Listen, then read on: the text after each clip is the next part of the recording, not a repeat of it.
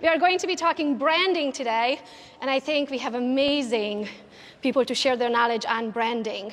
I want to do one thing, because I was Googling last night and I said, what is branding? Your idea, what you need to achieve is face, name, and brand awareness. So you can no longer go to the grocery store without people being like, aren't you that go-go chick that sells real estate? And I was like, yes. She knew my name, and she knew what I do for a living. And that's my goal, and hopefully that is your goal too. For me, it started out selling real estate. Raise your hand if it started out selling real estate. And raise your hand if you have multiple revenues of income. Right? So you can do with branding, it's not just about selling the next home, and it's not just about building your brand so that agents can join you here as this most amazing real estate brokerage. By the way, show me that this is the most amazing real estate brokerage on the face of the earth.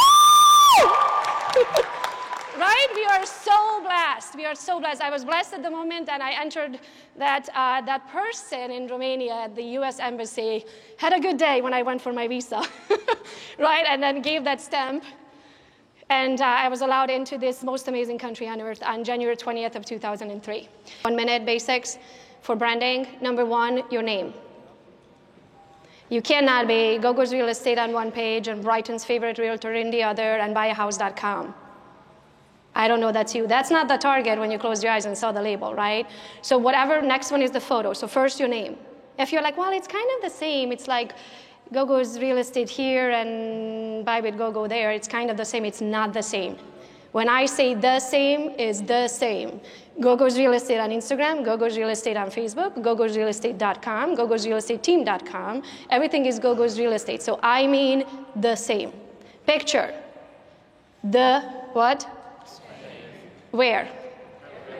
Everywhere. So you're going to see that lady in the red dress on every single platform until everybody can recognize me and until I no longer look like that person. Don't be that agent, right? That you have your prom photo and you're 65. Don't do that, right? But I do want you to take that one photo, as I like to say it, take 46 of them. One's going to be really good.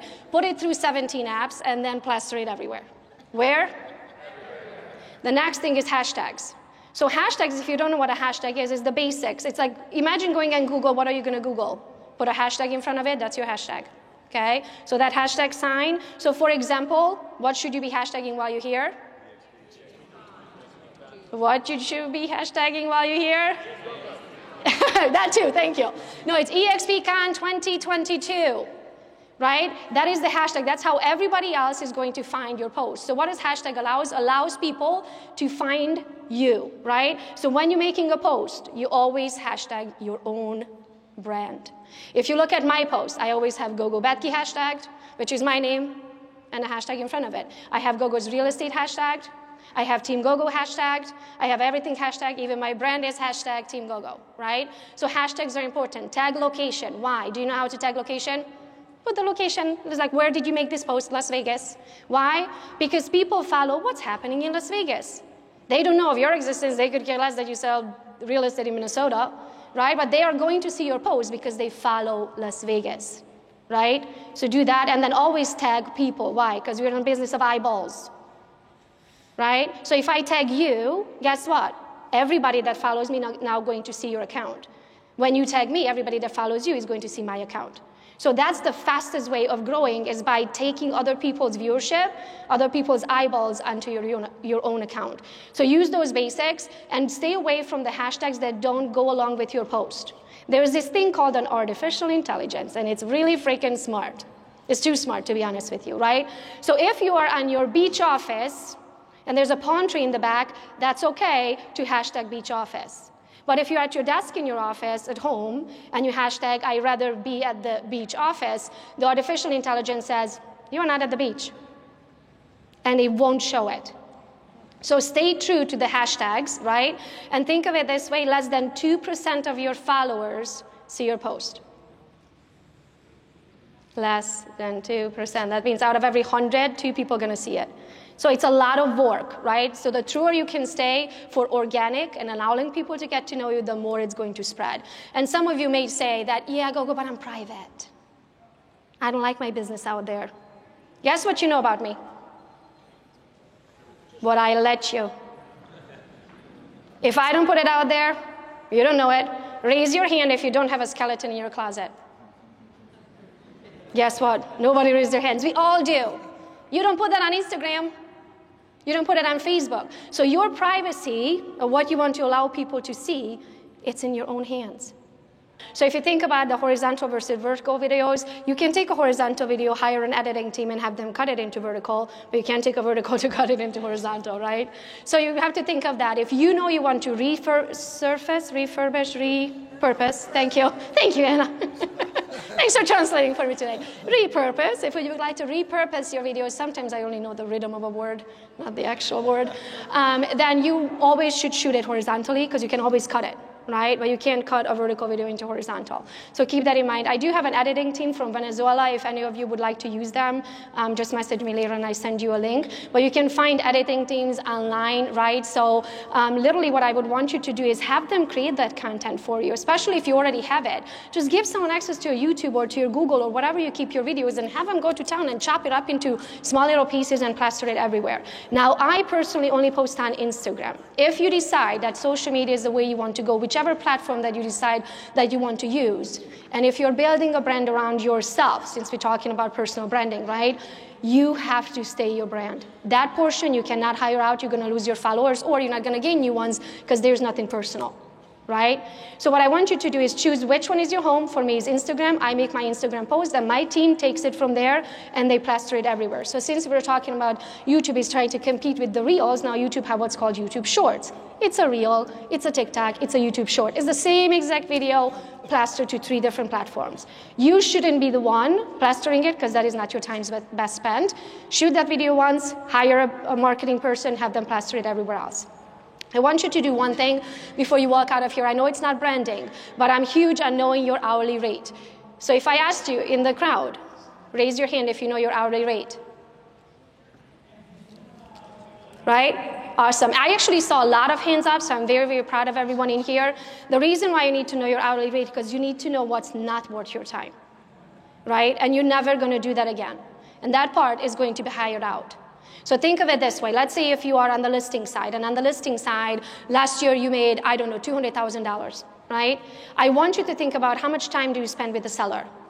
It's really not that much. If you really get what you do, it's probably 7 hours from the moment you go out to the initial appointment, to the tour, the CMAs, the contracts, the send it over, some negotiations, some marketing, final walkthrough, and you close, right? So if it's 7 hours, take, I think there's 2,080 hours in a year. So take your last year commission, right? Everything that you made and divide it by 2,080. Or if you want to be more specific, right, take your average commission and divide it by 7. Because then you'll know what is an hour in your life is worth. And then you're going to take a sticky. You thank me later. And then you're going to stick it to the inside of your washing machine. I still have an old washing machine because I like to use water when I do laundry. So mine opens up. It's $200 at Walmart. I'm kidding. So it opens up, right? And you're going to stick this piece of paper, and you are going to say, it's a very expensive load of laundry. And you're never going to run another load of laundry. Is it because you don't qualify? No. I can absolutely run a load of laundry. It's riding a bike. I knew how to do it 20 years ago. I know how to do it today. But I am better off going to talking to an agent or going to sell another house or go and build another business than to run another load of laundry. You cannot possibly grow unless you hire out the things that, A, you suck at it. Can I say that in English? On a stage, sorry. Sorry if that's a bad word. If you're not good at it, hire it out. If you hate doing it, hire it out. If it's not making you the money, what your hourly rate is, hire it out. So your social media marketing, besides that one platform that you're going to be doing your branding on, every other step is going to be hired out. I want to, you can't sneak out like that because you made my day. Everyone, Rob Fleck, when I heard that he's in my class, I had my jaw like this the whole time. It is my absolute honor, Mr. Rob Fleck. Thank you for being here. So I wanted to add on a little bit how mine is structured. I have one social media marketing manager, and again, I make all the posts, she takes it and plasters it everywhere, and then she responds to all of the DMs. So think of it this way, on your LinkedIn, Facebook, Instagram, YouTube, whatever else that you do, right? Think of it this way, how many DMs do you get in a day? Let's say if it's 100, right? Let's say it takes 20 seconds to respond. Somebody do the math. I sound really smart, but I can't do the math right now. Okay, so think of it this way. Is that a full-time job? It's not. Somebody can probably do that in 2 hours a day. Can you tell me how much a virtual assistant costs for an hour in average? $4. Can you afford $8 a day? And if you can't afford $8 a day, then I don't know, skip Starbucks. And there is your virtual assistant that is going to DM people for 2 hours a day. And then the next thing that I think is very important is that I was like, yeah, but they have accents.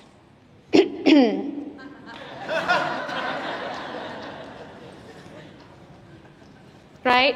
So if I suddenly posted everything in its perfect English, you would know it's not me. Right? Because sometimes, as I say, like the rhythm of the word, right?